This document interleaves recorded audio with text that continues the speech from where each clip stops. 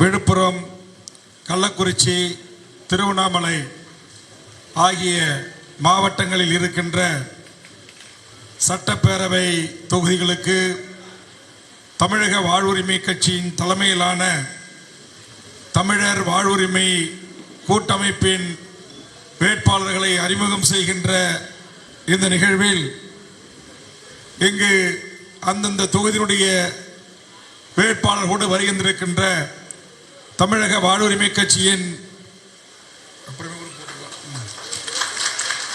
முன்னணி தலைவர்களே, கட்சியினுடைய ஒன்றிய, நகர, பேரூர், கிளை வரையிலான பொறுப்பாளர்களே, இந்த மாவட்டத்தினுடைய பொறுப்பாளராக இந்த மண்டலத்திலே பொறுப்பேற்று இரவு பகல் பாராமல் இங்கே இருக்கிற அத்தனை தொகுதிகளுக்கும் சென்று கட்சியினுடைய கட்டமைப்பு பணிகளை மேற்கொண்டு இன்றைக்கு திமுக, அதிமுக நிகராக தமிழக வாழ்வுரிமை கட்சியை இந்த விழுப்புரம் மண்டலத்தில் கட்டமைப்பதற்கு பணி செய்து கொண்டிருக்கிற அருமை சகோதரர் மண்டல பொறுப்பாளர் ஆனந்த் அவர்களுக்கும், அவருக்கு துணையாக துணை மண்டலத்தின் பொறுப்பாளர்களாக துணை அமைப்பு குழு பணியை மேற்கொண்டிருக்கின்ற அருமை தம்பி ராஜமூர்த்தி, விருத்தாச்சலம் நகரமன்ற உறுப்பினர் சேகர் அவர்களுக்கும், என்னோடு வருகை தந்திருக்கின்ற கட்சியின் தலைமை நிலைய செயலாளர் கனல் கண்ணன் அவர்களுக்கும்,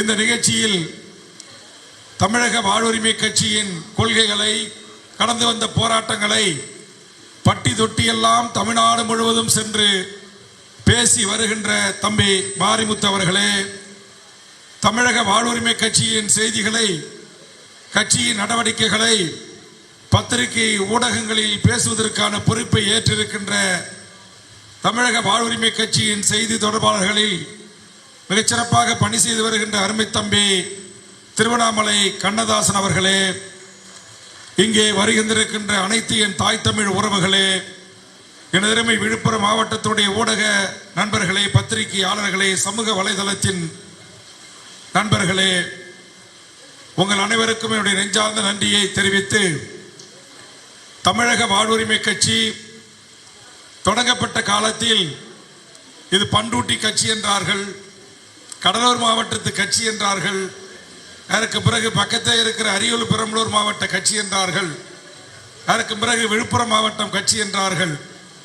ஆனால் இன்றைக்கு தமிழக வாழ்வுரிமை கட்சி தமிழ்நாட்டில் இருக்கிற அரசு வருவாய் மாவட்டங்களான 38 மாவட்டங்களிலும் கட்சி கட்டமைப்பு உருவாக்கப்பட்டு இந்த 38 மாவட்டங்களிலும் இருக்கின்ற 234 தொகுதிகளிலும் தனித்தே களம் காணுகிற ஆற்றல் வாய்ந்த மாபெரும் அரசியல் இயக்கமாக வளர்ந்திருக்கிறது. அதனால்தான் 15-20 நாட்களுக்கு முன்பாகவே 234 தொகுதிகளுக்கும் வேட்பாளர்களை நான் தேர்வு செய்து சென்னை தலைமை அலுவலகத்துக்கு வரவைத்து நேர்காணல் செய்து பட்டியலை தயார் செய்து எப்போது வேண்டுமானாலும் அறிவிக்கலாம் என்று நான் தயாராக இருந்தேன். அதற்கு பிறகு அதிகாரப்பூர்வமாக திமுகவில் இருந்து நாங்கள் வெளியேறுகிறோம், எங்களுக்கு சீட்டை விட என் தமிழ் சமூகத்திற்கு நாங்கள் வைத்த கோரிக்கைகள் முதன்மையானது. பாலியல் வன்கொடுமை இல்லாத தமிழகம், நஞ்சு இல்லாத உணவு, நோய் இல்லாத வாழ்வு, கடன் இல்லாத வாழ்க்கை, கனிமம் கொள்ளை தேடப்படுவது தடுக்கப்பட வேண்டும், எமது ஆற்று மணல் அடியோடு வெட்டி எடுக்கப்படுவது நிறுத்தப்பட வேண்டும், மலைகளை வெடிவைத்து தகர்த்து அண்டை மாநிலங்களுக்கு கடத்தப்படுவது நிறுத்தப்பட வேண்டும், தமிழக வேலை தமிழருக்கு, அதுபோன்று ஈழத்தில் நடந்தது இனப்படுகொலை, சர்வதேச நீதி விசாரணை, பொது வாக்கெடுப்பு, இந்த நாட்டில் இருக்கிற ஒன்றிய அரசு பதவிகளில் 90% இந்த மண்ணின் பூர்வீகுடி மக்களுக்கான வேலை வாய்ப்பு உரிமை சட்டம், இப்படி அடுக்கடுக்கான கோரிக்கைகளை முன்வைத்து கடந்த 5 ஆண்டுகளாக இந்த சட்டமன்றத்தில் நான் வாதாடினேன். காவல் நிலைய மரணங்களாக இருந்தாலும், காவல்துறை என்கவுண்டர்களாக இருந்தாலும், அல்லது தாதுமணல் கொள்ளைக்கு எதிராக போராடுகின்ற சமூக ஆர்வலர்கள் வெட்டி படுகொலை செய்வதாக இருந்தாலும், திமுக கூட்டணியிலே இருந்தபோது சட்டமன்றத்தில் கவன ஈர்ப்பு தீர்மானம் கொண்டு வந்து இந்த அநீதிக்கு அக்கிரமத்திற்கு கேள்வி எழுப்பினேன். ஆனால் அவர்களுக்கு நேரம் வருகின்ற போது தேர்தலில் கூட்டணி பேசுகின்ற போது வேல்முருகன் நம்மோடு இருந்தால் மிகப்பெரிய குடைச்சலாக இருப்பார் என்று கணக்கு போட்டவர்கள் ஒரு கட்டத்தில் பேச்சுவார்த்தை உடன்படிக்கை வந்தது. நாங்கள் ஒரு இடங்களை கேட்டோம், தர மறுத்தார்கள். கடைசியா பேச்சுவார்த்தைக்கு போன அன்னைக்கு சொன்னாங்க, ஏற்கனவே பெற்றுக்கொண்ட அந்த ஒரு இடத்தை பெற்றுக்கிட்டு எம்எல்ஏவா உள்ள வாங்க, நான் கொடுக்கிறது சீட்டு இல்ல எம்எல்ஏ பதவி என்றார்கள். ஆம், நான் ஏற்றுக்கொள்ளுகிறேன். நீங்கள் கொடுப்பது சீட்டு இல்ல எம்எல்ஏ பதவி தான். நீங்க எம்எல்ஏ பதவி கொடுக்கிறீங்க, அந்த பதவியை பெறுவதற்கான இதர தேர்தல் ஆணையம் அறிவித்ததுக்கு இணங்க செலவு செய்யக்கூடிய அந்த 40 லட்சம் ரூபாய் ஒரு தொகுதிக்கு, அதற்கான தொகையை கூட நீங்க எங்களுக்கு தருவீங்க. ஆனா இல்ல கேட்டா அதை விட கூடுதலா கூட நீங்க தருவீங்க. அது எல்லாம் எங்களுக்கு தேவையில்லை. உங்கள் சீட்டும் தேவையில்லை, உங்கள் நோட்டும் தேவையில்லை. என் தமிழ் சமூகத்தின் வாழ்வுரிமைக்கான ஒப்பந்தம், ஒரு குறைந்தபட்ச செயல் திட்டம். ஒரு முட்டாள் பையன், முன்னாள் பத்திரிகையாளர் இருந்தவன், இங்க இருக்கிற என் மூத்த பத்திரிகை நண்பர்களுக்கு தெரியும், என்னுடைய தலைமையில போராட்டம் நடத்தி விருத்தாச்சலத்திலையும் கடலூர்லயும் மணல் குவாரிய இன்னைக்கு வரைக்கும் மூடி வச்சிருக்கிறேன். ஆனா அந்த முட்டா பீஸ் சொல்லுது, அந்த வாடகை வாயன் சொல்றான், அந்த பெய்டு பீஸ் பத்திரிகையாளர்களுக்கு இழுக்கு அவமானம். ஒரு தொலைக்காட்சியில் உட்காந்துக்கிட்டு வேல்முருகனுக்கு மாதம் மாதம் 5 ஆண்டுகளா 1 கோடி ரூபாய் கொடுத்தோம், அதை நிறுத்திட்டாங்க, அதனால கூட்டணி விட்டு வெளியேறிட்டாருன்றான். ஆனா முட்டா பீஸ் பண்ருட்டில மணல் குவாரியை நடத்துறடா. அதிமுக ஆட்சியிலேயே MC சம்பத்தும் அங்கிருந்த எம்எல்ஏக்களும் நடத்திய மணல் குவாரை பல்லாயிரக்கணக்கான மக்களை திரட்டி தடுத்து நிறுத்தியவன் வேல்முருகன். அப்புறம் எப்படிடா முட்டா பீஸ் கேரளத்துல வந்து பொழைக்க வந்தவன், உனக்கு எப்படா தெரியும் நான் 1 கோடி ரூபாய் வாங்குறேன்னு? நடக்காத மணல் குவாரிக்கு எவனாச்சும் காசு தருவானா? மணல் குவாரியை எதிர்த்து சட்டமன்றத்தில் பேசி அதை அரசுடைமை ஆக்கி அதை சட்டமாக்கியவன் தமிழ்நாட்டில் ஒரு எம்எல்ஏ இருக்கிறான்னா அது வேல்முருகன் ஆகிய நான் தான். அன்றைக்கு ஜூனியர் விடல பணி செய்த கலை இன்னைக்கு ஜூனியர் விடல ஆசிரியரா இருக்கிறார். கன்றகோட்டை ஆத்துல வந்து என்னை இறக்கி ஜூனியர் விடல 4 பக்கம் கவர் ஸ்டோர் இன்னும் வச்சிருக்கிற ஃபைல். அம்மையார் ஜெயலலிதா கிட்ட வாதாடி கனிம வளை கொள்ளைக்கு எதிராக சட்டம் கொண்டு வந்த வேல்முருகன். அப்படியேப்பட்ட வேல்முருகன் மணல் குவாரியிடம் காசு வாங்கிட்டானா? ஏன்னா இவங்க கூட்டணியில் கொடுத்த நோட்டையும் சீட்டையும் வாங்கிக்கிட்டு நான் இல்லைன்ன உடனே அவதூறுகளை வாடகை வாயில்கள் மூலமாக பரப்பினார்கள். நம்ம இளையதளங்கள், நம்முடைய ஊடக நண்பர்கள் செருப்ப வாயில கொடுத்து அடிச்சாங்க. அந்த கேரளத்திலிருந்து பொழைக்கி வந்த போலி பத்திரிகையாளனை அதோட வாய மூடிக்கிட்டான். எதுக்கு சொல்றேன்னா, இந்த மண்ணுல 1 ரூபா லஞ்சம் வாங்காம, கமிஷன் வாங்காம, என்னுடைய பொது வாழ்க்கையில எந்த கார்பெட் பெரும் முதலாளி வீட்டுக்கு போய் நன்கொடை புத்தகம் எடுத்து போய் கட்சி நடத்த காசு கொடுங்கன்னு கேட்காத தமிழ்நாட்டில் ஒரே அரசியல் தலைவன் வேல்முருகன் என்பதை எங்க வேணும்னாலும் சொல்லுவேன். இன்னைக்கும் துணிஞ்சு 234 தொகுதிக்கு வேட்பாளர் அறிவிக்கிறேன். என்னை நம்பி வந்த கூட்டணி கட்சி தலைவர்களுக்கும் ஒரு இடங்களை கொடுக்கிறேன், போய் தேர்தலை சந்திங்கள் என்கிற. இதை பயன்படுத்தி கூட எந்த பணக்காரரிடத்திலும், எந்த மணல் மாபியாக்களிடத்திலும், எந்த லாட்டரி திருடர்களிடத்திலும், எந்த மலைகளை குடைந்து அந்நிய மாநிலத்துக்கு விற்பனை செய்கிற எந்த சட்டவிரோத கும்பலிடத்திலும் 1 ரூபாய் என் கட்சிக்கு நிதி தாருங்கள் என்று கேட்காத ஒரே அரசியல் கட்சி தமிழக உரிமை கட்சி. எங்க நிர்வாகிகள் கூட என்ன சொல்றேன், உங்களுக்கு யாராச்சும் கொடுத்தாங்கன்னா அவங்க நல்லவங்களா, அவங்க நேர்மையான சம்பாதிக்கிறவங்களா, அவங்க நண்பர்களா, அல்லது இதை வீடியோ எடுத்து படம் எடுத்து உங்களை போட்டு அசிங்கப்படுத்தாதவங்களா என்று பார்த்து நீங்க உதவி கேட்கணும், புரியுதுங்களா அப்படின்னு அட்வைஸ் பண்ணிருக்கேன். எதுக்கு சொல்றேன்னா, நேத்தி வரைக்கும் இவங்க சொல்றாங்க திமுக கூட்டணியில் வேல்முருகன் இருந்தார், இன்றைக்கு வெளியேறி விட்டு குற்றச்சாட்டை அடுக்குகிறார். அட முட்டா பகல்களா, பத்திரிகையாளர் என்ற பெயர்ல ஓய்வு பெற்ற பிறகு காசு வாங்கிட்டு தொலைக்காட்சியில் உட்காந்து பேசுற நீலாம் இங்க உட்கார்ந்து இருக்கிற பிரசன்ட் தந்தியோ, தினமணியோ, ஒரு இந்தியன் எக்ஸ்பிரஸோ, ஒரு டைம்ஸ் ஆஃப் இந்தியாவோ, இல்ல ஒரு தினமலரோ, உண்மையான பத்திரிகையாளர்கள் யாராவது அப்படி பேசியிருந்தா அவங்கள கூப்பிட்டு இங்க வாங்க ஐயா, எங்க நான் வாங்கினேன், எப்போ வாங்கினேன், எங்க மணல் குவாரி நடக்குது, வாங்க என் தொகுதியில காட்டுங்க அப்படின்னு ஒரு தண்ணீரை விளக்கம் கொடுக்கலாம். ஆனா ஓய்வு பெற்றுட்டு சரக்கு அடிச்சுட்டு லேடிஸ் விஷயத்துல மாட்டி அந்த பத்திரிகை ஆசிரியர்களை திட்டி தூக்கி வெளியே போட்ட பிறகு பத்திரிகையாளர் பெயர்ல உட்காந்து பேசிக்கிட்டு அவர் ஒரு வார்த்தை வேற விடுறார். அவருடைய பர்சனல் விஷயம்லாம் கூட எனக்கு தெரியும். அட முட்டா பையா, என் பர்சனல் விஷயம் என் நாட்டுக்கே தெரியும்டா, என் கட்சிக்காரனுக்கு பூரா தெரியும்டா. என் கட்சியினுடைய செயற்குழு பொதுக்குழுல என்னுடைய மனைவி நானும் சட்டப்பூர்வமாக நீதிமன்றத்தின் மூலமாக பிரிந்து வாழ்கிறோம் என்பது என் கட்சியில் இருக்கிற ஒவ்வொரு கூட்டத்திலையும் நான் பதிவு பண்ணியிருக்கேன். இது என்ன பெரிய பர்சனல் விஷயம் உனக்கு தெரியும்? நான் ஒரு கொள்கைவாதி, ஒரு லட்சியவாதி. என் வீட்டுக்கு வந்த என் வாழ்க்கை இணையர் மற்ற எம்எல்ஏக்கள் போல பணம் சம்பாதிக்கணும், பதவி சம்பாதிக்கணும், வீடு வாங்கணும், கார் வாங்கணும், பங்களா வாங்கணும்னு ஒரு ஆசை. அப்புறம் கொள்கை ரீதியாக நான் எதிர்த்து உச்சநீதிமன்றத்தில் வழக்கு தொடுக்கிற ஈஷாவுக்கு அவங்க பௌர்ணமிக்கு போகணும்னாங்க. விடுதலை புலிகள் காயம்பட்டு வந்தோடனே வீட்டில் தங்க வச்சு மருத்துவ வசதி பார்த்தேன். என்ன அவங்களுக்கு என்ன ஆயா வேலை பார்க்க சொல்றேன்னு கருத்து முரண்பாடு உருவாச்சு. ஆமாம், உலக அரங்கில் தமிழுக்கு என்ற ஒரு நாடு வேண்டும் என்பதற்கு போராடி காயம்பட்டு வருகின்ற என் உறவுகளை, என் மனைவியாக இருக்கிற நீ, அவர்களுக்கு தேவையான அடிப்படை வசதிகளை செய்ய வேண்டும். இது நாம் அந்த இனத்திற்கு செய்கிற சிறு உதவி என்று சொன்னேன். சில காலம் செஞ்சாங்க, அவங்க பிரிஞ்சு போனாங்கிறதால நான் அவங்களை குறை சொல்லக்கூடாது. பல போராளிகளை தங்க வச்சு உணவு போட்டார்கள், நூற்றுக்கணக்கான போராளிகளுக்கு சமைத்து தந்தார்கள். ஆனால் அவர் அந்த வேலை பழுவின் காரணமாக என்னால் முடியவில்லை, என்னை விட்டு விடுங்கள், நீங்க எப்ப பார்த்தாலும் புலிகள் புலிகள்னு கூட்டு வரீங்க அப்படி என்றார்கள். ஒரு கருத்து முரண்பாடு ஏற்பட்டு ரெண்டு பேரும் சமரசமாக பேசி நாங்கள் பிரிந்து இருக்கிறோம். இதுல என்ன அண்டர்ஸ்டாண்டிங்? இதுல என்ன என் வாழ்க்கை தெரியும்? இல்ல ஒண்ணு மாதிரி எங்கேயாச்சும் பொம்பளை பொறிக்கு தனம் பண்ணிருக்கனா?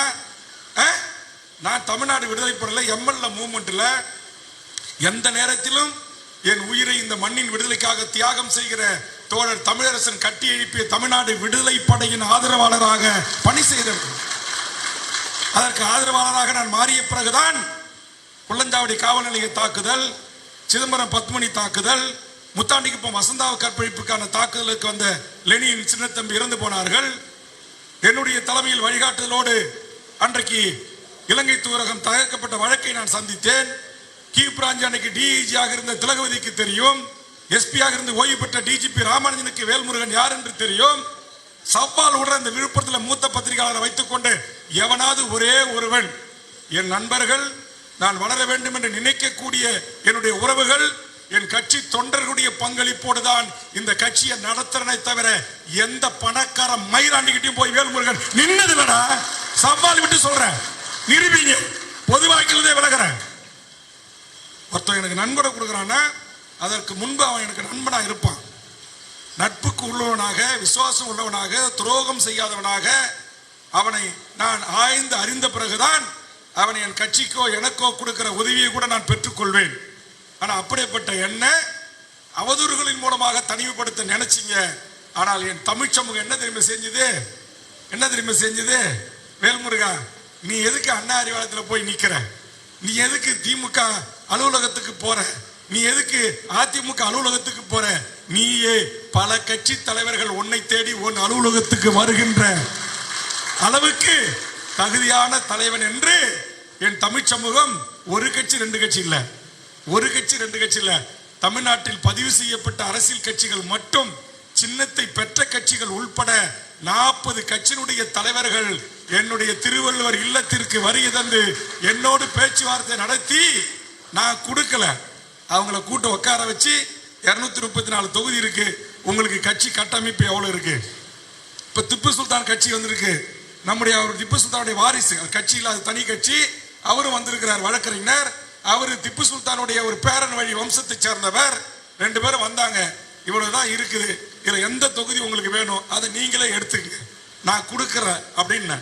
அந்த அளவுக்கு 40 தலைவர்களை அமர வைத்து தமிழ்நாட்டில் இருக்கிற 50க்கு மேற்பட்ட தமிழ் தேசிய பெரியாரிய சுற்றுச்சூழல் அமைப்புகள், ஐயா சசி பெருமாள் இறந்தாரே ஊழலுக்கு எதிராக அவர், காந்தி அமைப்புகள், பல உதயகுமார் தலைமையிலான பசுமை தாயகம் என்று தமிழ்நாட்டில் எத்தனை ஆளுகின்ற அதிமுக திமுக அரசுக்கு சிம்ம சொப்பனமாக இருப்பார்களோ அத்தனை பேரும் தேடி வந்த இடம் பனையூர் பங்களா அல்ல, திமுக அலுவலகம் அல்ல, அதிமுக அலுவலகம் அல்ல. அத்தனை தமிழ் தேசிய போராளிகளும் போராளி இயக்கங்களும் அவன் ஒரே ஆளா இருக்கலாம், தனி நபராக இருக்கலாம், ஆனால் அவர்கள் இந்த மண்ணுக்கும் மக்களுக்கும் இனத்திற்கும் மொழிக்கும் போராடக்கூடிய ஆற்றல் வாய்ந்த தமிழ் சமூகத்திற்கான போராளிகளின் கூட்டம். இப்ப கூட நான் நெய்வேலி தொகுதி செயல்கள் கூட்டத்தில் நடத்துறேன். அங்க தமிழ்நாடு விடுதலை படையிலே தூக்கு தண்டனை கைது அவரையும் சென்று அதிலிருந்து மீண்டு ஆயுள் தண்டனை அனுபவித்த அந்த போராளிகள் என்னை வந்து சந்தித்து ஆதரவு கொடுத்தார்கள். எங்கள் கட்சியினுடைய முதல் வேட்பாளர் அறிவித்த பட்டியலை பார்த்திருப்பீங்க. சென்னையில என் கட்சியினுடைய முதல் வேட்பாளர் யார் தெரியுமா? எனக்காக வந்த முதலாவதாக வந்த எங்க ரவி அலெக்ஸனுடைய மகனோ அவருடைய தம்பி மாவட்ட செயலாளர் நம்முடைய குமரன் அவர்களை கூட நான் முதலாக அறிவிக்கவில்லை. ஏன்னா அவர்கள் என்னை புரிந்து கொண்டவர்கள், என்னோடு இருக்கிறார்கள். ஆனால் இந்த தமிழ் தேசத்திற்காக ஆதிக்க ஒன்றிய அரசிடம் அடிமை இருக்கிற தமிழ்நாட்டை மீட்டெடுப்பதற்காக 1970களில் 80களில் 87 வரையில் தமிழ்நாடு விடுதலை படையை கட்டி எழுப்பிய தமிழ் தேசத்தின் தந்தை புலவர் கல்வி பெருமாளுடைய பேத்தி ஊர்மிளா சென்னையில் அறிவித்த முதல் வேட்பாளர். யாரை எதிர்த்து? இந்த நாட்டுடைய முதலமைச்சர் முத்துவேல் கருணாநிதி ஸ்டாலின் அவர்களை எதிர்த்து கொளத்தூரிலே நான் நிக்க வைத்தேன். பயம் என்றது எங்க பரம்பரைக்கே கிடையாது ராசா, பரம்பரைக்கே கிடையாது. அதனால இந்த மிரட்டி பார்க்கறது, உருட்டி பார்க்கறது அதெல்லாம் இங்க நடக்காது. எங்க மருத்துவர் ஐயாவை விட நீங்களாம் பெரிய கொம்பர்களா? ஏண்டா 2 கோடி வன்னிய மக்களின் தலைவன் தான்.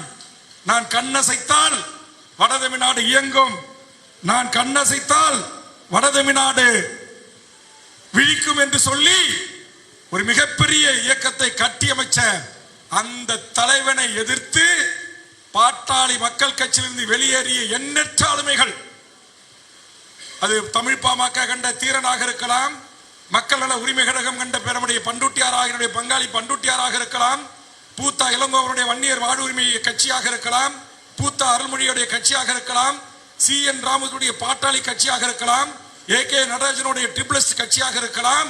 இப்படி என்னால் நூற்றுக்கணக்கிலே பட்டியலிட்டு சென்று கொண்டே இருக்க முடியும். அந்த தலைவர்கள் எல்லாம் அதிகபட்சம் 6 மாதம், அதிகபட்சம் 1 ஆண்டு. ஆனால் அவர்களால் வெளியேற்றப்பட்டு இங்க இருக்கிற ஆயிரக்கணக்கான உறவுகளோடு அணிதிரண்டு ஒரு மாற்று அரசியல் இயக்கத்தை உருவாக்கி, இது வன்னியருக்கான கட்சி மட்டுமல்ல, வன்னியர் வந்தால் அவர்களையும் சேர்த்துக் கொள்வார்கள், கவுண்டர்கள் வந்தால் அவர்களையும் சேர்த்துக் கொள்வோம். எங்களை போன்று உழைக்கும் பாட்டாளிகளான தமிழ்ச்சாதிகளை அரவணைத்து தமிழ் சாதிகளுக்கான உருவாக்கப்பட்ட மாபெரும் அரசியல் இயக்கம் தான் தமிழக வாழ்வுரிமை கட்சி. இந்த 40 கட்சியில தமிழ்நாட்டில் எத்தனை சாதி இருக்குதோ அத்தனை சிறுபான்மை மக்களை உள்ளடக்கிய கட்சி தான் அந்த கட்சிகள். போயர் கட்சி இருக்கு, ஒட்டர் கட்சி இருக்கு, நாடார் கட்சி இருக்கு, முக்குளத்தோர் கட்சி இருக்கு, இஸ்லாமியர்கள் கட்சி இருக்கு, யாதவர் கட்சி இருக்கு, விஸ்வகர்மா கட்சி இருக்கு, எந்த சமூகம் இல்ல முதலியார் கட்சி இருக்கு. என்கிட்ட இன்னைக்கு எல்லா தமிழ்ச்சாயும் விழிப்படைஞ்சிட்டான். டே நம்ம எல்லாம் லெட்டர் பேட வச்சுக்கிட்டு ஆளுக்கு தனித்தனியா இவங்கிட்ட கேட்ல போய் நின்ன உடனே இவர்கள் நம்ம ரொம்ப அண்டர்ஸ்ட் பண்றாங்க, இதற்கு நாம் இடம் கொடுக்க கூடாது. ஒரு முதுகெலும்புள்ள ஆண்மை உள்ள சுயமரியாதை உள்ள ஒரு தமிழ்ச்சாயின் மூத்த குடியில், பெரும்பான்மை மூத்த குடியில் பிறந்த வேல்முருகன் தான் நமக்கான தலைவன் என்று என் தமிழ் சமூகம் அடையாளம் கண்டு கொண்டு விட்டது. இது ஒரு துவக்கம் தான். எங்க முருகனோ, எங்க சேட்டோ, இங்க உட்கார்ந்து இருக்கிற ராமச்சந்திரனோ, ராஜேஷோ, மாவட்ட செயலாளர்களை பணி செய்த இந்த தோழர்களோ ஆரம்பத்தில் தனியா நிற்கும் போது அண்ணா தனியா நிக்கணுமா அப்படின்னு கேட்டிருப்பாங்க. நம்மளால ஜெயிக்க முடியுமா, இல்ல குறிப்பிட்ட வாக்குகளை பெற முடியுமா? எழுதி வைத்துக் கொள்ளுங்கள். என் தமிழ்ச்சாதி வாக்குகள் யார் எவர் என்று உங்களுக்கு தெரியாமலேயே உங்களுக்கு விழ இருக்கிறது. அப்படிப்பட்ட ஒரு மாற்றம். இந்த 1 மாத காலம் திமுக 5 ஆண்டுகள் முழுவதுமாக நம்மை பயன்படுத்தி கொண்டு தேர்தல் காலத்தில் நாம் சட்டமன்றத்தில் எடுத்த கேள்விகளுக்கு எதிராக, மணல் மாபியாக்களுக்கு எதிராக, இவர்கள் கொண்டு வந்த தொழிலாளர் விரோத சட்டத்தை என் இருக்கையிலிருந்து எகிரி குதித்து முதலமைச்சர் கவனத்திற்கு எடுத்துச் செல்லப்பட்டு அதை நிறைவேற்றினால் நான் இங்கேயே சட்டமன்றத்தை நடத்திவிட மாட்டேன் என்று நான் அறிவித்து அதற்கு பிறகு முதலமைச்சர் இந்த சட்டத்தை ரத்து செய்தார். அதே மாதிரி என்ன யார் எழுதி கொடுத்தது?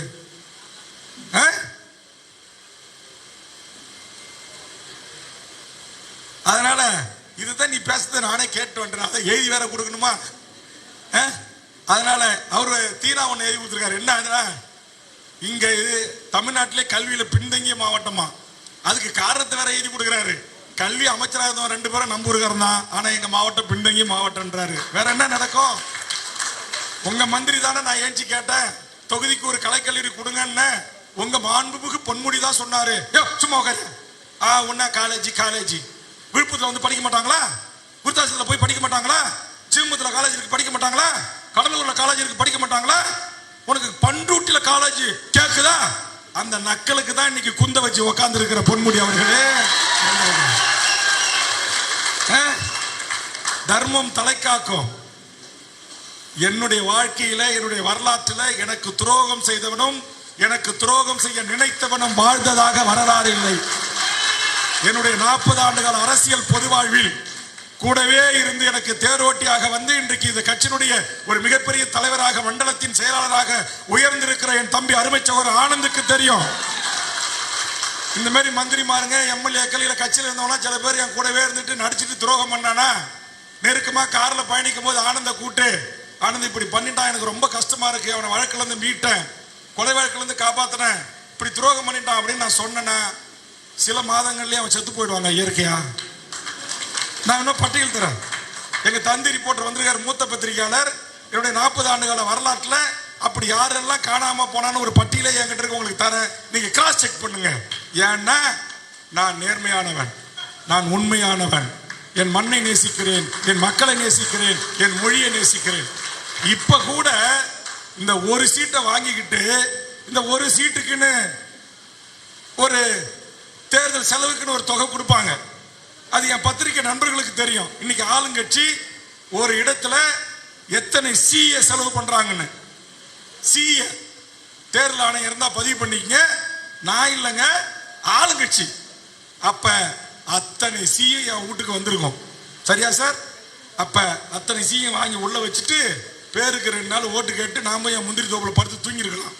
காசு வேணும்னா செய்யல. ஏன் செய்யல? நான் என்ன சொல்றேன், நான் கட்சி தொடங்கினது எனக்காக கொடி பிடிச்ச, கோஷம் போட்ட, இங்க உட்கார்ந்து இருக்கிற நீங்க உள்ளாட்சி பிரதிநிதிகளா வரணும். நான் எனக்கு எம்எல்ஏ சீட்டு வேணாம், என்னை நம்பி வந்த 2ஆம் கட்ட தலைமைகளுக்கு ஒரு 3-4 சீட்டை கொடுங்க, நான் 5 ஆண்டு கட்சி வளர்க்க போறேன், என்னை நம்பி வந்தவங்களுக்கு நான் ஒரு வாய்ப்பளிக்கணும், இல்ல அப்பதான் அந்த கட்சி வளர்கிறது என்று பட்டவர்த்தனமாக சொன்னேன். அதை அவர்கள் நம்பவில்லை. அதனாலதான் நான் சொன்னேன், இந்த 5 ஆண்டு காலம் கடுமையாக நீங்க உழையுங்க, தேர்தல் களத்தில் போய் மக்களை சந்திங்க, வாக்கு கேளுங்க.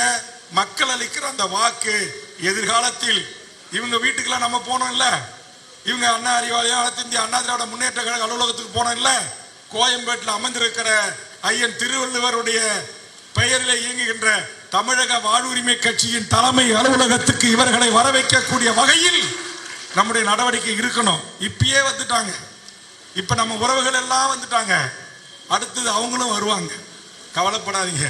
அவங்க கிட்ட ஒப்பந்தம் போட்டு ஒரு சீட்டுக்கு நாங்க ஏந்து போட்டோவுக்கு போஸ்ட் கொடுக்கணும், அந்த நிலை மாறி 234 தொகுதியில சுமார் 50க்கு மேற்பட்ட தொகுதிகளை இன்றைக்கு கூட்டணி கட்சிகளுக்கு வழங்கி நாங்கள் ஒப்பந்தம் பாருங்க, ஒப்பந்தம் போட்டு கை நீட்டி வாங்குற இடத்துல இருந்த தமிழக வாழ்வுரிமை கட்சி ஒப்பந்தம் போட்டு கொடுக்கிற இடத்திற்கு உயர்ந்திருக்கிறது. என் அருமை உறவுகளே, 40 தலைவர்களோடு ஒப்பந்தம் போட்டு கொடுக்கிற இடத்துக்கு வந்திருக்கிறோம்னா அந்த 40 தலைவர்களுக்கும் என் மீது ஒரு நம்பிக்கை வந்திருக்கிறது. கதவை 2ஐயும் திறந்து வச்சுட்டு பனையூர்ல விஜய் நண்பர்கள் எங்கள் ஆட்சியில், எங்கள் கூட்டணியில் இணைந்தால் ஆட்சியில் பங்கு, அதிகாரத்தில் பங்கு என்றார். ஒருவனும் அங்க போகல, லெட்டர் பேடு கட்சி கூட அங்க போகல. ஆனா என்கிட்ட தேர்தல் ஆணையத்தால் பதிவு செய்யப்பட்டு சின்னங்களை பெற்று தனித்து போட்டியிட்டு ஒரு கணிசமான வாக்குகளை பெற்ற கட்சிகளில் இருந்து தற்போது தொடங்கப்பட்டு பதிவுக்கு காத்திருக்கிற கட்சிகள் வரை 40 கட்சிகள் வேல்முருகனை நோக்கி வந்திருக்கிறார்கள் என்று சொன்னால் இதுதான் தலைமை பண்பு, இதுதான் ஆளுமை, இதுதான் அறிவார்ந்த அரசியல், இதுதான் என் தோழமைகளை அரவணைக்கிற அரசியல். அந்த அரசியலை வேல்முருகன் செய்வான். காரணம், என் தென்னார்காடு ஒருங்கிணைந்த என் தென்னார்காடு மாவட்டத்துக்கு என்று ஒரு ஜீன் இருக்கிறது. என் பங்காளி, என் சித்தப்பா பண்டூட்டியார் உங்களுக்கு தெரியும், ஒரு மிகப்பெரிய அரசியல் சாணிக்கியன். நம்முடைய முன்னோர்கள் இந்த மண்ணிலே வந்து வாழ்ந்த, எங்கள் மண்ணிலே பிறந்த, கடலூர் சூரப்ப நாயக்கஞ்சாவடியிலே பிறந்து முகியூரிலே வந்து தங்கிய கோவிந்தசாமி படையாட்சியில் இருந்து நான் கேட்கிறேன், இந்த கோவிந்தசாமி படையாச்சியாருக்கு மணிமண்டபம் நீங்களாவா செஞ்சு கொடுத்தீங்க? பொன்முடியை பார்த்து கேட்கிறேன், முதலமைச்சரை பார்த்து கேட்கிறேன், எத்தனை முறை சட்டமன்றத்தில் உங்கள் கண்ணில் விரல் விட்டு ஆட்டினான் வேல்முருகன்? ஏயா யாராருக்கோ மணிமண்டபம் வைக்கிற, யாராருக்கோ சிலை வைக்கிற, யாராருக்கோ தெருப்பெயர் வைக்கிற? இந்த மண்ணில் திமுக என்கிற மாபெரும் அரசியல் பேர் இயக்கத்தை உருவாக்கிய மாபெரும் தலைவர்களான கோவிந்தசாமி படையாட்சிக்கு எங்கே மணிமண்டபம் என்று கேட்டேன். இடஒதுக்கீட்டு போராட்டத்தில் தன்னுடைய தேக்குமர உடல்களை மார்பை பிளந்து குண்டடி வாங்கி அதே இடத்தில் செத்து அவன் சிந்தி அதே ரத்தத்தை நக்கி செத்து போன என் மாவீரர்களுக்கான மணிமண்டபம் எங்கே ஏன் செய்ய மறுக்கிறீர்கள்? முதலமைச்சரே பதில் சொல்லுங்கள். சட்டமன்றத்தில் கேட்டாங்க, பாட்டாளி மக்கள் கட்சி கேட்கல, கேட்டவன் வேல்முருகன். இது ரெண்டையும் என்னுடைய வாதத்தால், என்னுடைய பேச்சு திறமையால், நான் எடுத்த கேள்வி கிடுக்கு புடியினால், ஐயோ வேல்முருகன் சட்டமன்றத்தில் இப்படி பட்டவர்த்தனமாக நம்மளை அம்பலப்படுத்துகிறானே என்று வேறு வழி இல்லாமல் நாட்டுடைய அரசாங்கம் அறிவித்தது. அதற்கு இந்த விழுப்புரம் தியாகிகளின் மண்ணிலிருந்து தமிழ்நாடு முதலமைச்சர் அவர்களே, என்னுடைய வேண்டுகோளை ஏற்று நான் இதை செய்கிறேன் என்று சட்டமன்றத்தில் நீங்கள் பதிவு செய்தீர்கள். அதற்காக இந்த நேரத்தில் உங்களுக்கு நெஞ்சார்ந்த நன்றி. ஆனா அதே நேரத்தில் சாதிவாரி கணக்கெடுப்பு கேட்டேன், ஏன் செய்யல? யார் உங்களை தடுத்தா? எந்த சக்தி உங்களை தடுத்தது? 10.5% உச்ச நீதிமன்றம் ஒரு விளக்கம் கேட்டது.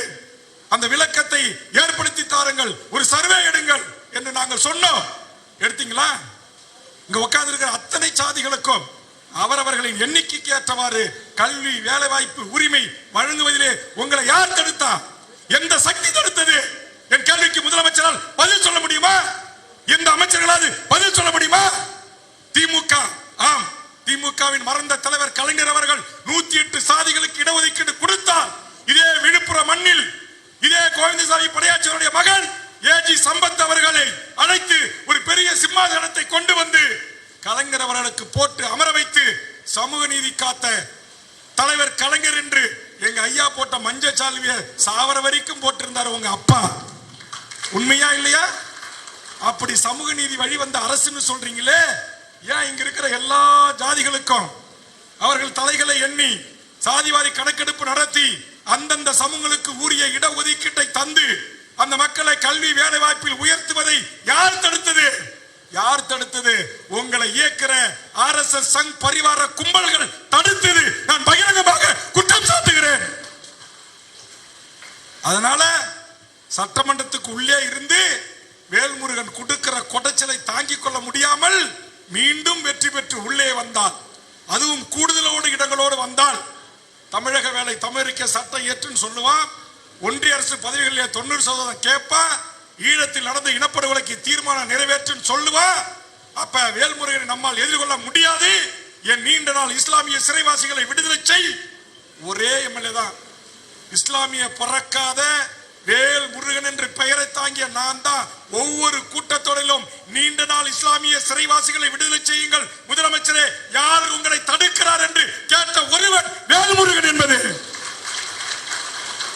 அவர் என்கிட்ட சொல்றாரு, ஒரு மூத்த அமைச்சர், இஸ்லாமிய எம்எல்ஏக்கள் எல்லாம் தொப்பி போட்டுக்கிட்டு அமைதியா உட்கார்ந்து இருக்கிறாங்க, உனக்கு என்னப்பா ஆச்சு, ஏன்பா இந்த குதிக்கிறேன்னு கேட்கிறார். ஆம், இஸ்லாமிய உறவுகளை தேர்தலுக்கு பகடக்காயாக பயன்படுத்துகிற அரசியல்வாதி அல்ல வேல்முருகன். பக்ரீத்திலும் ரம்ஜானிலும் தொப்பி போட்டுக்கொண்டு கஞ்சி குடித்து நாடகம் ஆடுகின்ற அரசியல்வாதி அல்ல. பாத்தீங்களா? சமீப காலத்தில் எங்கேயாச்சும் இதுல இருந்து எனக்கு ஒரு விழிப்புணர்வு, ஒரு அறிவு பெற்ற பிறகு நான் இந்த நோன்பு கஞ்சிக்கு எங்க பாய்ங்க கூப்பிடுவாங்க, வரமாட்டேன்ட்டேன். இது திமுக, அண்ணா திமுக தேசிய கட்சிகள் உங்களை ஏமாத்தி நாடகம் ஆடுற உங்களுக்கு உங்களுடைய எதிர்காலத்திலே தொப்பி போடுற விஷயம். அதனால தயவு செய்து அவர்கள் லிஸ்ட்ல என்ன சேர்க்காதீங்க. எங்கேயாச்சும் பாங்கு ஓதுறத தடுக்கிறானா RSS சங்க பரிவார கூட்டம், சொல்லுங்க, அந்த இடத்துக்கு உன் சகோதரன் வேல்முருகன் வந்து நிப்பான்னு சொன்னேன். என் தங்கை எங்கேயாவது பரதா அணிக்கு போனாக்கா நீங்க பரதாவை கைட்டுங்கன்னு எங்கேயாச்சும் சங்கி கும்பல் சொன்ன வந்து சொல்லுங்க, அவனை செருப்பாலை அடிப்பதற்கு வேல்முருகன் நான் வந்து நிற்கிறேன். நான் சொன்னேன், CRC NPR போன்ற கொடுமையான சட்டங்களை கொண்டு வந்து இந்த நாட்டில் வாழ்கின்ற இந்த சுதந்திர இந்தியாவின் விடுதலைக்கு போராடிய சிப்பாய் கழகத்தில் தொடங்கி அத்தனை போரிலும் தன் தேக்குமர உடல்களை தீக்கரை ஆக்கியும் ராணுவ குண்டுகளை எதிர்கொண்டும் பீரங்கிகளை இயக்கியும் இந்த மண்ணை கட்டி காத்து என் இஸ்லாமியர்களை பாகிஸ்தான் போய் என்று சொல்லுகின்ற அந்த இழிப்பிறவைகள் எவனாக இருந்தாலும் அவனை எதிர்த்து களமாடுவதற்கு வேல்முருகன் களத்துக்கு வருகிறான் என்று வந்தவன் வேல்முருகன். அதற்காக அதிமுகவின் கூட்டணி, பாரதிய ஜனதா கூட்டணி, அன்றைய அதிமுக அடிமை கூட்டணி என் மீது 40 வழக்குகளை போட்டார்கள். 40 வழக்குகளையும் சந்தித்தேன். 40 வழக்குகளையும் சந்தித்தேன். சமரசம் என்ற பேச்சுக்கே இடமில்லை. அப்படி இங்கே செங்கல்பட்டு அருகே கிறிஸ்துவ மக்களுடைய சர்ச்சையை இடித்தார்கள் மலையில். அங்கே ஆயிரக்கணக்கான பல்லாயிரக்கணக்கான கிறிஸ்தவர்கள் ஒன்று திரண்டார்கள். அங்கே அவர்கள் நம்பி அழைத்து கிறிஸ்துவ மக்களும் இஸ்லாமிய மக்களுக்கும் எந்த எதிர்பார்ப்பும் இல்லாமல், நடிப்பில்லாமல், நாடக அரசியல் இல்லாமல் ஆத்மார்த்த ரீதியாக சிறுபான்மை மக்களின் பாதுகாப்பு அரணாக இருப்பவன் வேல் முருகன் என்று அவர்கள் ஏற்றுக்கொண்டார்கள். ஆக இன்னைக்கு அந்த 5 வேளை தொழுவரை எங்க பாயிங்க என்ன கை விட்டுருவாங்களா? கை விட்டுருவாங்க. நீ 3 சீட்டை 2 சீட் ஆக்குவ, 3 சீட்டு 5 சீட்டு கொடுக்க வேண்டியவங்களுக்கு 2 சீட்டு கொடுப்ப. அந்த தொகுதியில மட்டும்தான் அவங்க உங்களுக்கு ஓட்டு போடுவாங்க.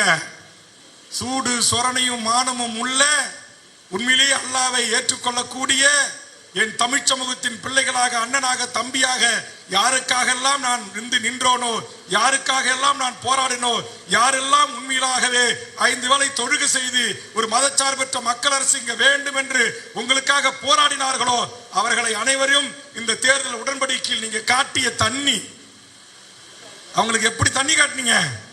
அந்த தலைவர்கள் எவ்வளவு வேதனையோடு இருக்கிறார்கள் என்பது எனக்கு தெரியும். அந்த தலைவர்கள் எவ்வளவு வேதனையோடு என்னை பகிர்ந்து கொண்டார்கள் என்பது எனக்கு தெரியும். அந்த கட்சியுடைய 2ஆம் கட்ட தலைவர்கள் என்ன கூட்டணி தலைமைகளை இப்படி நடத்துகிறார்களே என்று அவர்கள் வருத்தப்பட்டார்கள் அல்லவா? அவர்கள் அப்படியே மனமகிழ்ச்சியோட வந்து இப்ப விழுப்புரம் மாவட்டத்தில் இருக்கிற அத்தனை தொகுதிகளிலும் அப்படியே குத்தோன்னு உங்களுக்கு குத்துவான்னு நீங்க நினைச்சுக்கிட்டு இருக்கிறீங்க. ஆனா கண்டிப்பா அதுல வேல்முருகன் தலைமையிலான தமிழர் வாழ்வுரிமை கூட்டமைப்பு நிச்சயம் ஒரு பெரிய ஓட்டைய போட போகுது. எங்க வேட்பாளர்களே தேர்தலுக்கு பிறகு அதிசயப்பட போறான். ஏன்னா இவர்களுக்கே ஒரு தாழ்வு மனப்பான்மை, நமக்கு எவ்வளவு ஓட்டு விழும் அப்படின்னு. கண்டிப்பா நீங்க தாழ்வு மனப்பான்மை, நான் சொல்ற வேலையை மட்டும் செய்யுங்க, அனாவசியமா செலவு பண்ணாதீங்க. தொகுதி முழுக்க சுத்தி வருவதற்கு 2 ஆட்டோ அல்லது 3 ஆட்டோ, வேட்பாளருக்கு ஒரு ஜீப், 4 வண்டி, அதற்கு பிறகு ஒரு 50,000 குடும்பங்கள் இருக்கும் ஒரு தொகுதியில. ஒரு குடும்பத்துக்கு சின்னம் பறித்து உங்க படத்தை போட்டு நீங்க எனக்கு வாக்களிங்கிற ஒரு துண்டறிக்கை, இதை கொண்டு போய் வீடு வீடா மக்கள் கிட்ட கொடுத்துருங்க. வேல்முருகன் ஆதரவு பெற்ற ஆசி பெற்ற வேட்பாளர், மணல் குவாரி அரசுரிமையாக்கியவன், இன்றைக்கு தமிழ்நாட்டில் 20 பொறியியல் கல்லூரியை கொண்டு வந்தவன், தமிழ்நாட்டில் 38 மெடிக்கல் காலேஜ் இன்னைக்கு இருக்கிறது என்று சொன்னால், நான் பேசுவதற்கு முன்பு ஒரு 10 இருந்துச்சு, 12 இருந்துச்சு நினைக்கிறேன். அதற்கு முன்பு மறந்த கலைஞரிடத்தில் அனைத்து மாவட்டத்திற்கு ஒரு மருத்துவக் கல்லூரியை கொண்டு வந்து என் ஏழை எளிய தமிழக மக்களுக்கு இலவச தரமான மருத்துவ வசதி ஏற்படுத்துங்கள், அனுமதி கொடுக்கிற இடத்தில் எங்கள் டாக்டர் அன்புமணி இருக்கிறார், ஒன்றியத்தில் அமைச்சராக, உங்களால் கிடைக்கப்பெற்ற பதவிதான் அது, அவர் எப்போது வேண்டுமானாலும் அனுமதி தர தயாராக இருக்கிறார் என்று சட்டமன்றத்தில் என் வாத திறமையால் மறைந்த கலைஞர் அவரிடத்திலே போராடி அப்படிப்பட்ட ஒரு கொள்கை முடிவை எடுக்க செய்தவன் வேல்முருகன் என்பது விஷயம் தெரிந்த மக்களுக்கு தெரியும். என் தாய்மார்களின் தாலி இருக்கிற லாட்டரி தடுப்பு சட்டத்தை ஜெயலலிதா அம்மையாரிடம் கண்ணீர் விட்டு சட்டமன்றத்தில் வாதாடி அந்த தடுப்பு சட்டத்தை கொண்டு வந்தவன் வேல்முருகன். இந்த மணல் குவாரிகாரனும் இந்த லாட்டரி மாபியாவும் தான் எனக்கு கொலை முயற்சி. அன்னைக்கு உயர்நீதிமன்றத்தில் வழக்கு தொடுத்ததுல அவர் நோட்டீஸ் சர்வ் பண்ண உடனே தமிழ்நாடு காவல்துறை டிஜிபியும் உளவுத்துறையும் ஐயோ நீங்க ஆர்டர் போடாதீங்க, நானே போலீஸ் பாதுகாப்பு தருகிறேன் என்று தந்தவர் தான் இங்க எங்க இருக்காரு என் போலீஸ் கான்ஸ்டபிள், இதோ உட்கார்ந்துருக்காரு அங்க. இன்னைக்கும் பிஎஸ்ஓ 30 ஆண்டா இருக்கு, இன்னைக்கு நேற்று இல்ல, எம்எல்ஏ ஆகிறதுக்கு முன்னாடி இருந்திருக்கு.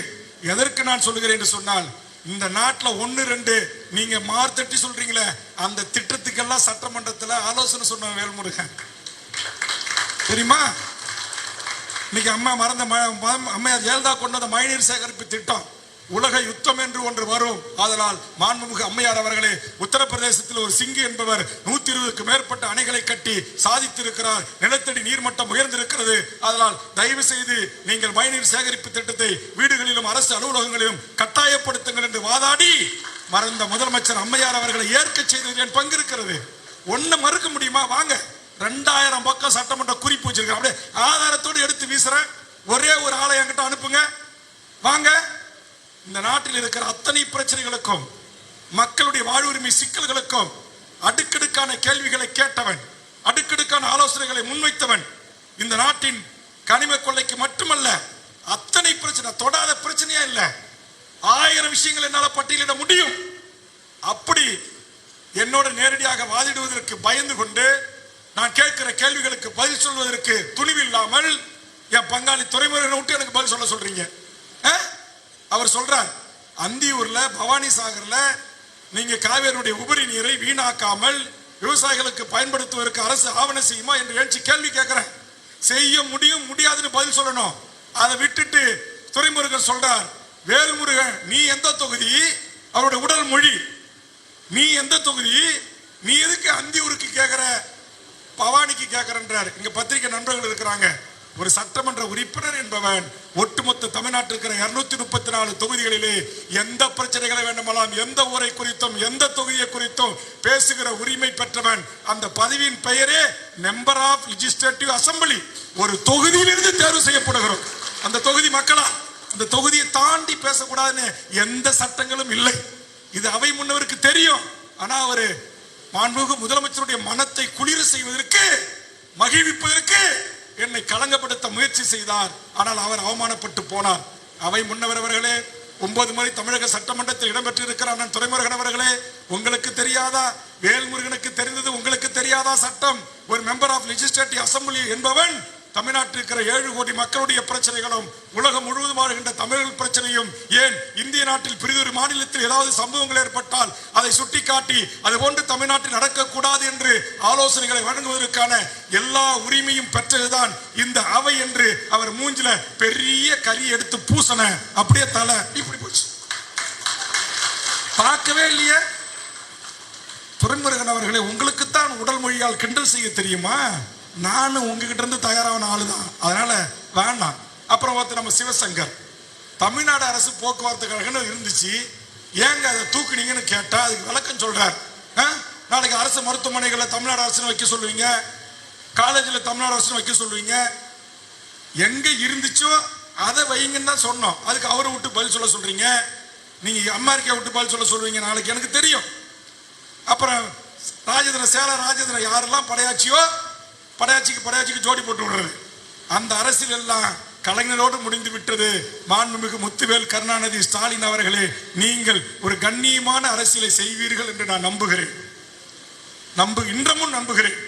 கடைசி கூட்டத்தொடரில் கூட 5 ஆண்டு காலம் உங்களை கடுமையாக விமர்சித்த வேல்முருகனாகிய நான் உங்கள் உழைப்பை 74 வயதில் தமிழ்நாடு முழுவதும் சுற்று சுழண்டு ஓடோடி உழைக்கின்ற அந்த உழைப்பை அங்கீகாரம் செய்து பாராட்டியவன் வேல்முருகன். அதனால உங்களை கொச்சப்படுத்த வேண்டும், உங்களை சிறுமைப்படுத்த வேண்டும் என்பது என்னுடைய அவசியம் இல்லை. நான் முருகன் எப்படி அப்பா கிட்ட மாம்பழம் கேட்டு கோச்சிக்கிட்டு போனாரோ, எப்படி பிள்ளையாரை சுத்தி வந்து பழம் வாங்கினாரோ, அப்படி சில பேர் உங்களை சுத்தி இந்த ஜாதியில பிறந்த காக்கை வன்னியர்கள் சுத்தி வந்து பதவி வாங்கி பல பதவிகள்ல அவங்க பணம் சம்பாதிச்சிருக்கலாம். வேல்முருகனுக்கு அந்த அவசியம் இல்லை. வேல்முருகன் பேரே வேல்முருகன். அங்க பரமசிவம் பார்வதி கிட்ட அந்த முருகன் பழம் கேட்டுட்டு நான் உலகத்தை வழிநொடியில் சுத்தி வளைகிறேன் என்று மயில் மீது ஏறி சுத்தி வந்து நேர்மையாக நியாயமாக கனியை போய் கேட்டான். இல்ல, கூட விநாயகர் கூட இருந்து சுத்தி வாங்கிட்டு போயிட்டாரு. அந்த மாதிரி சில பேர் சீட்டு வாங்கிட்டு போயிருக்கிறாங்க. எனக்கு அதை பத்தி கவலை இல்லை. நான் இங்கே விழுப்புரத்திலும் தமிழ்நாட்டின் அத்தனை முனைகளிலும் என் தமிழக வாக்காளர் பெருமக்களிடத்திலே எனக்கான நீதியை கேட்டு நெடும் பயணத்தை தொடங்கி இருக்கிறேன்.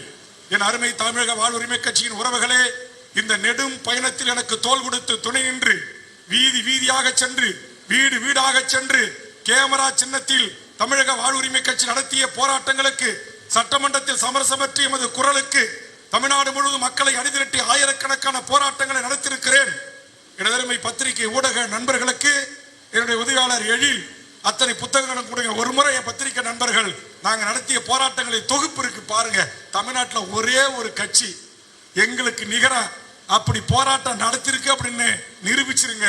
நாங்க ஓட்டரசியலை விட்டு விலகிறோம். இங்க உட்கார்ந்து இருக்கிற அத்தனை தலைவர்களையும், கூட்டணி கட்சி தலைவர்களை தவிர அவர்கள் கூட தமிழர் வாழ்வுரிமை கூட்டமைப்பில் என்னோடு சேர்ந்து பல போராட்டங்களில் பங்கெடுத்தவர்கள் தான். எத்தனை போராட்டங்கள். சும்மா பேருக்கு 50 பேர் 100 பேரை வச்சுட்டு கொடி பிடிக்கிற போராட்டம் இல்ல. குமரனை போன்ல கூப்பிடுவேன், குமரா என்ன பண்ணுவே தெரியாது, 5 பஸ்ல வந்துடணும். என்னால முடிஞ்சா நீ 50 நேரம் செலவு பண்ணா உனக்கு என்னால முடிஞ்ச சொந்த காசை எவங்கிட்டையும் போய் கை நீட்டி வாங்காத, என் சொந்த காசை 26,000 தரேன், மீதி நீ போட்டுக்கு. சேட்டு நீ கொஞ்சம் வசதியான டிராக்டர் பிசினஸ் பண்ற, உனக்கு 25% தான். இல்ல நீ அவர் சொல்லிடுவார், இல்ல நானே பாத்துக்கிறேன். எங்க ராஜேஷ் ஹோட்டல் வச்சு நேர்மையா நியாயமா சம்பாதிக்கிறார். நீங்க எதை கொடுத்தா வெயிட்டா கொடுங்கண்ணா, கொஞ்சம் நெஞ்செல்லாம் எனக்கு வேணாம், நானே பாத்துக்கிறேன். இப்படித்தான் இந்த போராட்டத்தை நடத்தினேன். இங்க நகர செயலாளர் ஒன்றியெல்லாம் இருக்கிறாங்க. எல்லாருடைய உழைப்புல தான் இந்த கட்சி வளர்ந்து நிக்குது. எல்லாருடைய உழைப்புல. வேல்முருகன் கடலூர் மாவட்ட கட்சி விழுப்புரம் மாவட்ட கட்சி வன்னியர் மாவட்ட கட்சின்னா இன்னைக்கு வன்னியரை தவிர்த்து தமிழ்நாட்டுக்கு சரிபாதி தமிழ் சமூகங்கள் அத்தனையும் வேல்முருகன் தலைமையின் கீழ் ஒருங்கிணைந்திருக்கிறார்கள். அது என் உழைப்புக்கும் என் கட்சியினுடைய நிர்வாகிகள் செய்த ரத்தத்திற்கும் என்னை நம்பி தூத்துக்குடி ஸ்டெர்லைட் போராட்டத்தை எதிர்த்து நான் போராட சென்ற போது விமான நிலையத்திலேயே என்னை வைத்து கைது செய்து அடைத்த போது தொலைக்காட்சியில பிரேக்கிங் நியூஸ் பரந்தன செய்திகள் அதை பார்த்துவிட்டு என் கட்சியினுடைய தொண்டன் ஜெய்சிங் அவர்கள் தீக்குளித்து இருந்தார்.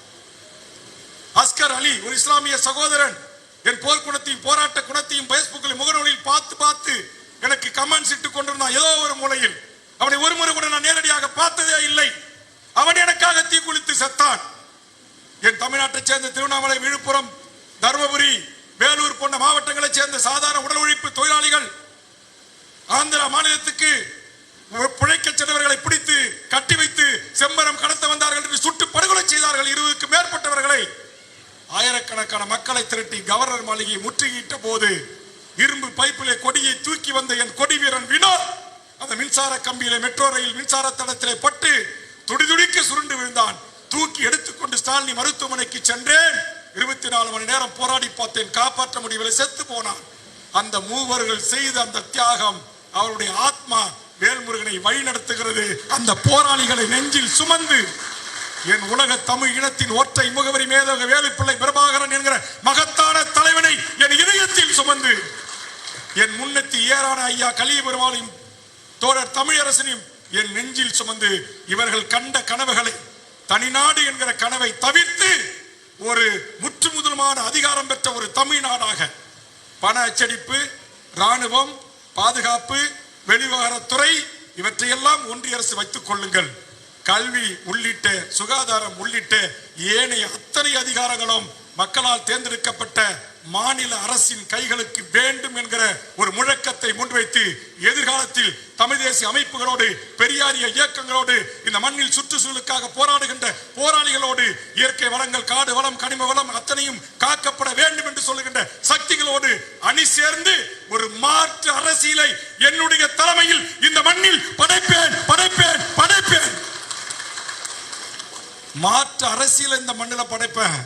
ஆனா பதவி நாற்காலி சண்டைக்காக விட்டு கொடுக்காம இன்னைக்கு பல தலைவர்கள் சொல்லிக்கிட்டு திரிறாங்கல்ல, நான் தான் முதலமைச்சர், நான் நேரா முதலமைச்சர் சீட்ல தான் உட்காருவேன், கவுன்சிலர் ஆக மாட்டேன், பிரசிடென்ட் ஆக மாட்டேன், எம்எல்ஏ ஆக மாட்டேன், எம்பி ஆக மாட்டேன், இந்த நாட்டில் இருக்கிற புவியியல் நிலவியல் சார்ந்த பிரச்சனைகளை தெரிந்து கொள்ள மாட்டேன், நேரம் அந்த சீட்டை எனக்கு கொடுத்துருங்கன்னு கேட்கறாங்களே, அந்த மாதிரி கேட்காம அப்படி வர்ற தலைவர்கள் எல்லாம் கூப்பிட்டு உட்கார வச்சு பேசி உங்களுக்கு மக்கள் செல்வாக்கு இருக்கா, எத்தனை இடங்களில் இருக்கு, எத்தனை இடங்களில் வெற்றி பெற போகிறீர்கள், எந்தெந்த சமூக நீதி கொள்கை குறித்து உங்களுக்கு என்ன நிலைப்பாடு இருக்கிறது, சுற்றுச்சூழலை குறித்து உங்களுக்கு என்ன நிலைப்பாடு இருக்கிறது, சாதி மோதல்களை குறித்து உங்களுடைய நிலைப்பாடு என்ன, மதத்தின் பெயரால் மக்களை பிளவுபடுத்துகிற மதவாத கட்சிகளை குறித்து உங்களுடைய நிலைப்பாடு என்ன, பத்திரிகையாளர்களுக்கு நலவாரியம் அமைப்பதை குறித்து உங்கள் நிலைப்பாடு என்ன, நரிக்குறவர்களுடைய வாழ்க்கையில் ஒளியேற்றுவதை குறித்து உங்களுடைய நிலைப்பாடு என்ன, இருண்டு கிடக்கிற மக்களுக்காக போராடுகின்ற எங்கள் பேராசிரியர் கல்விமான் அவர்கள் எடுத்திருக்கிற அந்த எஸ்டி மக்களுடைய முன்னேற்றத்தை குறித்து உங்களுடைய ஸ்டாண்ட் என்ன, இப்படி எல்லா பிரச்சனைகளையும் விவாதித்து இதுல எல்லாம் ஒரு புரிதல் உள்ள அரசியல் கட்சிகளோடு கூட்டணி வைக்கணும். ஒரு அரசியல் கட்சினா எதுவுமே இல்லாம ஏதோ என் பெண்களும் ஆண்களும் ஒரு கூட்டம் உங்க பின்னாடி வருதுன்னா உடனே நீங்க முதலமைச்சரா கனவு கண்டீங்கன்னா அது நியாயம் இல்லை, அது நியாயம் இல்லை. இந்த மண்ணுக்காக, மக்களுக்காக, இனத்திற்காக அத்தனை பிரச்சனைகளுக்கும் ஆசிரியர் பிரச்சனை, அரசு ஊழியர் பிரச்சனை, செவிலியர் பிரச்சனை, டேங்க் ஆபரேட்டர் பிரச்சனை, கொசு மருந்து அடிப்பவர் பிரச்சனை, துப்புரவு தொழிலாளருடைய பிரச்சனை, ஊராட்சி செயலாளருடைய பிரச்சனை, கௌரவ விரிவுரையாளருடைய பிரச்சனை, அண்ணாமலை பல்கலைக்கழக ஊழியர்களுடைய பிரச்சனை என்று சுங்கச்சாவடி ஊழியர்கள் பிரச்சனை, ராப்பகலுக்குள்ளே சுங்கச்சாவடி அகற்றப்பட வேண்டும் என்கிற பிரச்சனை, ஆரம்ப கல்வி முதல் ஆராய்ச்சி வரை, ஆராய்ச்சி படிப்பு வரை தாய் வழி தமிழ் வழி கட்டாயம் என்கிற பிரச்சனை என்று அத்தனை பிரச்சனைகளை உள்வாங்கி 45 ஆண்டு காலம் பொது வாழ்வுக்கு சொந்தக்காரனான வேல்முருகனை போன்றவர்களை காட்டிலும் என் தமிழ்நாட்டு மக்கள் உங்களுக்கு அவ்வளவு சீக்கிரமா வாய்ப்பு கொடுத்துருவாங்களா? ஏதோ இம்மானால நாங்க பிரிது ஒரு கூடாரத்தில் இருந்தோம், மனம் விட்டு பேச முடியல, இனி மனம் விட்டு பேசுவோம், மக்களை சந்திப்போம். நான் தான் சொல்லிட்டேன், இந்த தேர்தலை நான் கூட போட்டி போடுவதை மறுபரிசீலனை செய்வேன் என்று அறிவித்திருக்கிறேன். ஏன் 234 தொகுதிக்கும் போகணும், பயணம் மேற்கொள்ளணும், மக்களை சந்திக்கணும், என் கட்சிக்காரர்களை சந்திக்கணும். இன்னும் என் கட்சிக்காக எங்கேயோ ஒரு மூலையில் என்னுடைய பணத்தை பாக்கெட்ல வைத்துக் கொண்டு வண்டியிலே ஒட்டிக்கொண்டு நான் உருவாக்கிய இந்த மூவர்ண கொடியை மப்ளராக போட்டுக்கொண்டு வீட்டிலே கொடியை ஏற்றிக் கொண்டு பணி செய்து கொண்டிருக்கிறானே, இன்னும் எத்தனையோ என் கட்சியுடைய நகர ஒன்றிய மாவட்ட மாநில அணி நிர்வாகிகள் அவர்கள் இன்னும் நேருக்கு நேராக அறிமுகமே இல்லை. அவர்களை எல்லாம் நான் பெயரிட்டு அழைக்கணும், அவர்களை எல்லாம் நான் அறிமுகம் செய்து கொள்ள வேண்டும், அவர்களை எல்லாம் கட்டி அரவணைத்து ஒரு புகைப்படம் எடுத்துக் கொள்ள வேண்டும். நேர நெருக்கடி, வாய்ப்புகள் இல்லை, தொடர்ந்து ஓடிக்கொண்டே இருக்கிறேன். அதற்காகத்தான் சொன்னேன், ஒரு 5 ஆண்டு காலம் கட்சி பணிக்கு செல்கிறேன், கட்சியினுடைய உயர்நிலைக்குழு எனக்கு அனுமதி தர வேண்டும் என்று செயற்குழுகளும் உயர்குழுகளும் அனுமதி பெற்றிருக்கிறேன். ஆனா இன்னைக்கு தொகுதி முழுக்க என்ன மிரட்டுறாங்க. நீங்க பண்டூட்டில நிக்கிறனா நான் தீ குளிச்சிருன்றான் ஒருத்தன். ஏற்கனவே 3 பேர் தீ குளிச்சு செத்து போட்டான். இப்ப அவனை சமாதானம் பண்ணிட்டு இருக்கிறேன். இன்னைக்கு கூட எனக்கு வேட்பாளர் பட்டியலை நான் அறிவிக்க போகிறேன். ஆனா வேட்பாளர் பட்டியலை அறிவிக்கின்ற போது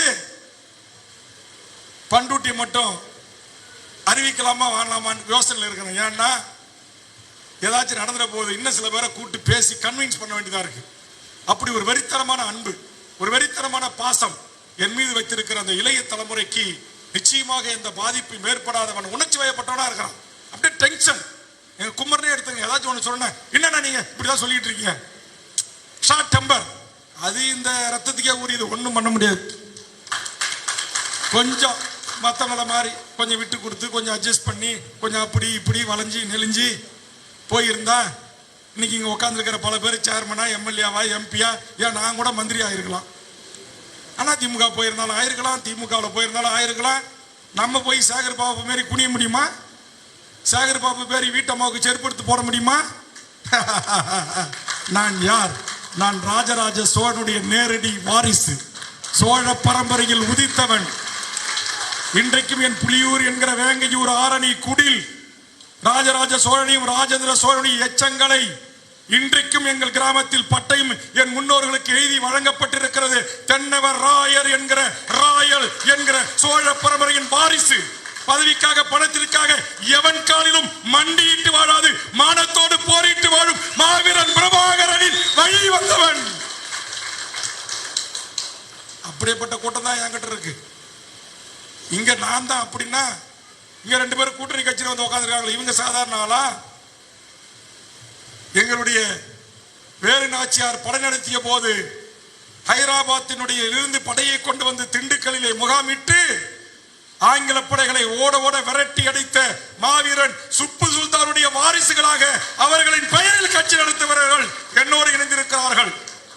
வீரமும் விவேகமும் எங்கு சேரும் என்று சொன்னால் இதை உள்ளடக்கிய தலைமை பண்புள்ள ஆளுமைகளிடத்தில் தான் சேரும். அப்படித்தான் சேர்ந்திருக்கிறது. ஆதலால் இது ஏதோ சின்ன சின்ன கட்சிகளை கொண்டு சின்ன சின்ன அமைப்புகளை கொண்ட ஒரு பேர் இயக்கம் அல்லது ஒரு கூட்டணி, ஒரு கூட்டமைப்பு என்றெல்லாம் கருதி விடாதீர்கள். இன்னைக்கு இதற்கான முயற்சியை மேற்கொள்ளுவோம். மக்களை போய் சந்திப்போம், மக்களிடம் படிப்போம், மக்களிடம் பாடம் கற்றுக்கொள்வோம். எங்க ஐயா தான் பெரிய பலகை வச்சிருப்பார். மூத்த பத்திரிகை நண்பர்களுக்கு தெரியும். தைலாபுரம் தோட்டத்தில் மாவனுடைய வார்த்தைகளை அதையெல்லாம் படிச்சு வளர்ந்தவன் தான். தைலாபுரம் தோட்டத்தில் பயிற்சி எடுத்தவன் தான். பாவம் எங்க ஐயாவுக்கு இந்த நிலைமை, அதை நினைச்சுதான் வேதனையா இருக்கு. நான் கூட தகவல் சொல்லி அனுப்பிச்சேன் எங்க சின்னையாவுக்கு, எப்படியாவது ஐயாவும் சின்னையாவும் இணையணும். அரசியல் அதிகாரமற்ற ஒரு இயக்கமாக நான் வளர்த்து எடுத்த பாட்டாளி மக்கள் கட்சி ஆகிவிடக் கூடாது என்கிற கவலை எனக்கு இருக்கிறது. ஆதலால் எங்கள் ஐயா பிறந்த எங்கள் சின்னையா பிறந்த இந்த மண்ணிலிருந்து நான் ஐயாவுக்கும் சின்னையாவுக்கும் வேண்டுகோள் வைக்கிறோம். தயவு செய்து நீங்கள் இருவரும் ஒன்றாகி சமூக நீதி வரலாற்றில் இந்த குரலற்ற ஏழை மக்களுக்காக நீங்கள் கொடுத்த அந்த வாக்குறுதிகளை, நீங்கள் கொடுத்த அந்த சத்தியங்களை நிறைவேற்றுவதற்கு இருவரும் ஒன்றிணைய வேண்டும் என்பது என்னுடைய தாழ்மையான வேண்டுகோள். இன்னைக்கு யாரோரெல்லாம் உங்களை நக்கல் பண்றான், கிண்டல் பண்றான், கேலி பண்றான், எங்களுக்கு வேதனையா இருக்குது. ஆதலால் சொல்லுகிறோம், நிச்சயமாக நாங்கள் விழுந்து விட மாட்டோம், நாங்கள் மண்டியிட மாட்டோம். நாங்கள் எங்களுக்கான பதவிகளை விட மானம் பெரிதென வாழக்கூடியவர்கள்.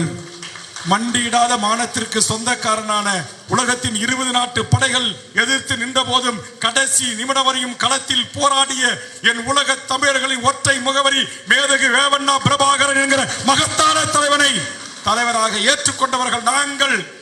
ஆதலால் எனதருமை விழுப்புரம், கள்ளக்குறிச்சி, திருவண்ணாமலை மாவட்டத்திலிருந்து வருகின்றிருக்கிற என் உறவுகளே, இங்கே என்னால் அறிவிக்கப்படுகின்ற இந்த வேட்பாளர்களுக்கு நீங்களும் இரவு பகல் பாராமல் பணி செய்து உங்கள் உறவுகளிடத்திலும் தமிழ்நாட்டில் பிறந்து தமிழ்நாட்டில் வாழ்கின்ற மொழிவழி சிறுபான்மை மக்களில் இருந்து என் அனைத்து சமூக மக்களிடத்திலும் சென்று வாக்குகளை கேட்டு ஒரு மகத்தான வெற்றியை இந்த வேட்பாளர்களுக்கு பெற்றுத்தர வேண்டும் என்று கேட்டு விழுப்புரம் மாவட்டம் விழுப்புரம் சட்டமன்ற தொகுதியுடைய தமிழக வாழ்வுரிமை கட்சியின் வேட்பாளராக அருமை சகோதரர் எம்.ஆர். குமரன் அவர்களை அறிவிப்பு செய்கிறேன். அவருக்கு கேமரா சின்னத்தில் வாக்களித்து மகத்தான வெற்றியை என் விழுப்புரம் தொகுதி வாக்காளர் பெருமக்கள் பெற்றுத்தர வேண்டும் என்று வேண்டுகிறேன்.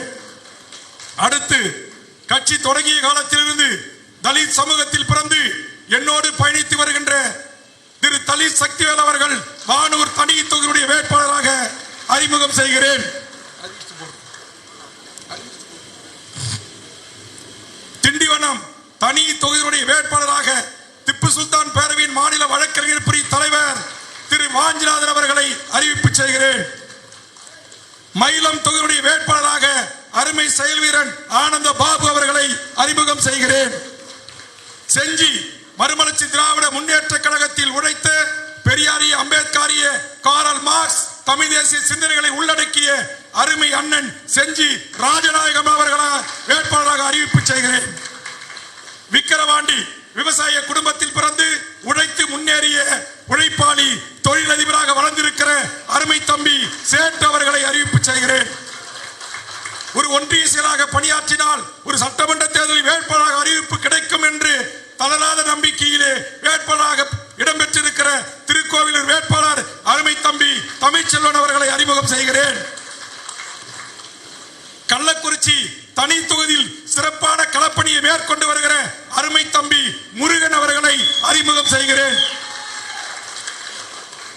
சங்கராபுரம் மாவட்டத்தில் மாவட்ட செயலராக இருந்து பணியாற்றி இன்றைக்கு மூத்த மாவட்ட செயலாளர்களாக குமரனோடு பணி சேர்ந்து ராஜாசோடு இணைந்து ஒருங்கிணைந்த இந்த மாவட்டத்தில் எனக்காக கிடைத்த நல்ல மனமடைத்த அருமை தம்பி ராமச்சந்திரன் அவர்களை வேட்பாளராக அறிமுகம் செய்கிறேன்.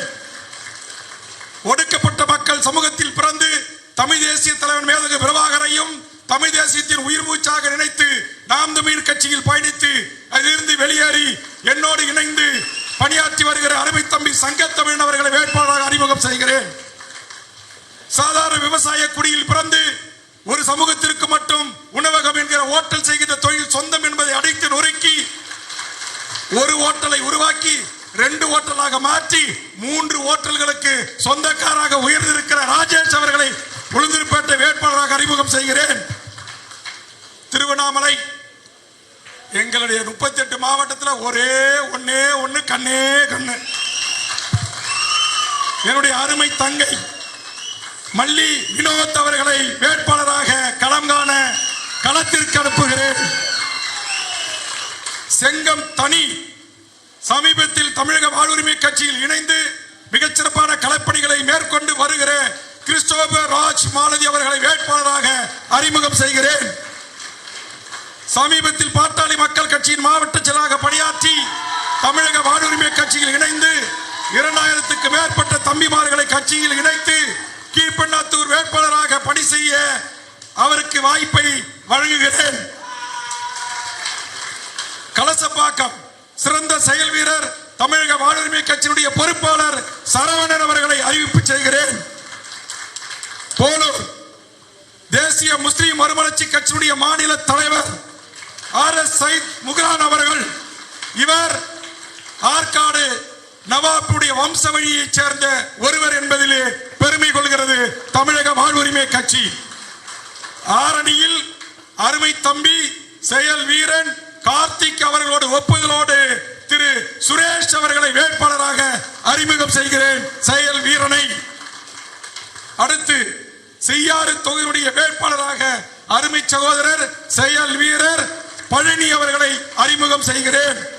அடுத்தது வந்தவாசி ஒரு பெண்ணாக இருந்தாலும் மப்ளரை கழுத்துல போட்டுக்கிட்டு தனியாளாக அத்தனை வீடுகளுக்கும் நான் ஏறி இறங்குகிறேன் என்று என் அண்ணனை வீடு வீடாக நான் கொண்டு சேர்க்கிறேன் என்று உறுதியெடுத்துக் கொண்ட தாமரை செல்வி அவர்களை வேட்பாளராக அறிமுகம் செய்வதில் பெருமை கொள்கிறது தமிழக வாழ்வுரிமை கட்சி.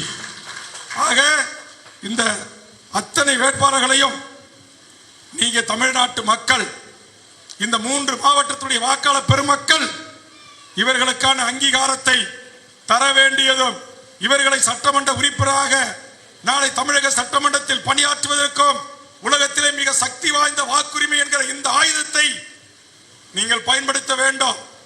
ஒரு கட்சி ஓட்டுக்கு 2000 ரூபான்னு சொல்றான், ஒரு கட்சி 1000 ரூபான்றான், ஒரு கட்சி பாத்திரம்ன்றான். அவன் பாத்திரம் கொடுத்தானோ, பண்டம் கொடுத்தானோ, பணம் கொடுத்தானோ, எதை குறித்தும் கவலை கொள்ளாமல் நேரடியா வாக்கு எந்திரத்துக்கு முன்பு நீங்கள் போகின்ற போது நம்முடைய கேமரா கற்பழிப்பு என்று சொல்லக்கூடிய பாலியல் வன்முறையை படம் பிடிக்கிற, லஞ்ச லாவணியத்தை படம் பிடிக்கிற, அரசு அதிகாரிகள் வாங்குற லஞ்சத்தை கையூட்டை படம் பிடிக்கிற, கொலை கொள்ளையை படம் பிடிக்கிற, தமிழ்நாட்டின் மக்களுடைய நாடி துடிப்பை படம் பிடிக்கிற இந்த அற்புதமான சின்னம் தான் கேமரா. கேமரா கேமரா வெற்றியின் சின்னம், நமது சின்னம், நமது சின்னம், நமது சின்னம், வெற்றியின் சின்னம், வெற்றியின் சின்னம், வெற்றியின் சின்னம். நன்றி, வணக்கம். இப்போது எல்லா வேட்பாளர்களுக்கும் தேர்தலிலே போட்டியிடுவதற்கான என் கரங்களால் அந்த ஏ ஃபார்ம் பி ஃபார்ம் என்று சொல்லக்கூடிய நமக்கான கேமரா சின்னத்தை வழங்குகின்ற அந்த கடிதத்தை உங்கள் கரங்களிலே அளித்துவிட்டு அடுத்த கூட்டம் பண்ருட்டியிலே 5 மணிக்கு பங்கெடுக்க வேண்டும். அவசரமாக நான் புறப்படுகிறேன் என்பதை தெரிவித்துக் கொண்டு ஒரு குழு படம்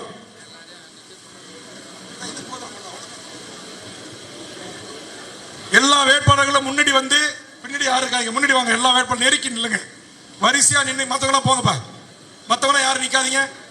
எல்லாரும் கேமரா சின்னத்திற்கு வாக்கு. ஏன்னா நான் வேட்பாளரா இன்னும் அறிவிக்கப்படலை.